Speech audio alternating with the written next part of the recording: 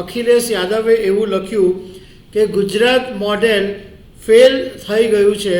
ગુજરાતમાં 157 શાળાઓમાં 10માની બોર્ડની પરીક્ષામાં એક પણ વિદ્યાર્થી પાસ નહીં થયો। ભાજપ હટાવીશું અને ભવિષ્ય બચાવીશું, આવું અખિલેશ યાદવે લખ્યું। નમસ્કાર। વિરોધ પક્ષોએ ભાજપ સરકારના ગુજરાત એજ્યુકેશન મોડેલને લઈને નિશાન બનાવ્યું છે। અખિલેશ યાદવ અને કેજરીવાલે ગુજરાત બોર્ડનો રિઝલ્ટનું ઉદાહરણ આપીને ભાજપ સરકાર ઉપર પ્રહાર કર્યો છે। તો આના વિશે તમારી સાથે વાત કરીશ। મારું નામ રાજેશ શાહ છે અને તમે જોઈ રહ્યા છો ગુજરાતના સૌથી મોટા ડિજિટલ ન્યૂઝ પ્લેટફોર્મ ખબરછે.com। સમાજવાદી પાર્ટીના નેતા અને સાંસદ અખિલેશ યાદવે એક્સ પ્લેટફોર્મ ઉપર એક સમાચારનો સ્ક્રીનશોટ શેર કર્યો અને એમાં એ સમાચાર એવા હતા કે ગુજરાત બોર્ડ રિઝલ્ટ 10મામાં 157 શાળામાં 0 સ્ટુડન્ટ પાસ, આવા એક સમાચાર હતા। એને પોસ્ટ કરીને અખિલેશ યાદવે એવું લખ્યું કે ગુજરાત મોડેલ ફેલ થઈ ગયું છે।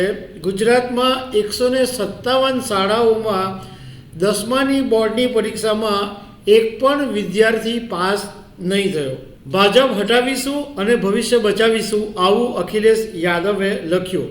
હવે અખિલેશ યાદવે લખ્યું એ પછી દિલ્હીના પૂર્વ મુખ્યમંત્રી અને આમ આદમી પાર્ટીના સંયોજક અરવિંદ કેજરીવાલે આ અખિલેશ યાદવનું જે ટ્વીટ હતું એને રીટ્વીટ કર્યું અને એવું લખ્યું કે આ ગુજરાત મોડેલ છે, આ બીજેપી મોડેલ છે જે દેશભરમાં લાગુ કરવા માંગે છે અને આ ડબલ એન્જિનનું મોડેલ છે। આ લોકો આખા દેશને અશિક્ષિત રાખવા માંગે છે, એવું અરવિંદ કેજરીવાલે લખ્યું। કેજરીવાલે સાથે એમ પણ લખ્યું કે મને એક પણ રાજ્ય એવું બતાવો કે જ્યાં તેમની સરકાર હોય અને શિક્ષણ ખાડે નહીં ગયું હોય। દિલ્હીની શિક્ષણ વ્યવસ્થાને પણ ધ્વસ્ત કરવામાં ભાજપના લોકો લાગેલા છે, એવું અરવિંદ કેજરીવાલે લખ્યું। જોકે નવાઈની વાત એ છે કે અખિલેશ યાદવે જે સ્ક્રીનશોટ શેર કર્યો અને અરવિંદ કેજરીવાલે જે ટ્વીટ કર્યું એ બોર્ડનું રિઝલ્ટ છે એ 2 વર્ષ પહેલાંનું છે, એટલે કે 2023નું એ રિઝલ્ટ છે અને એ 2 વર્ષ પહેલાંનું રિઝલ્ટ એમણે શેર કર્યું છે।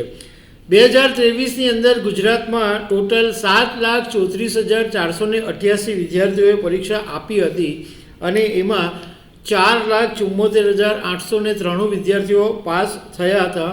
1,080 શાળાઓમાંથી 30%થી પણ ઓછા વિદ્યાર્થીઓ પાસ થઈ ગયા હતા અને એમાંથી 157 શાળાઓ એવી હતી કે જેમાં એક પણ વિદ્યાર્થી બોર્ડનો પાસ થયો નહોતો।